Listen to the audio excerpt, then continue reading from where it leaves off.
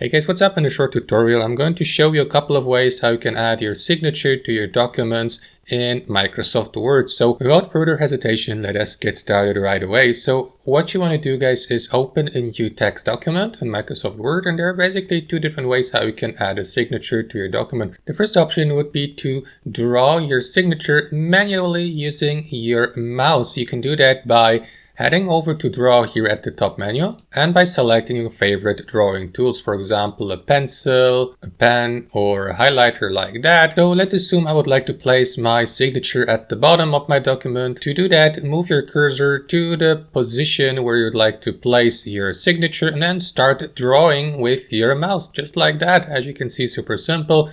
The second option would be to add an already existing signature of yours saved as a JPEG or PNG file, for example, or as an image on your device. You can do that, guys, by simply clicking on Insert here, then on Image, and by locating the given file on your computer or on your laptop or on your device in general. Click on Insert here, and after that, position your signature in your text document. You can also adjust its size and position.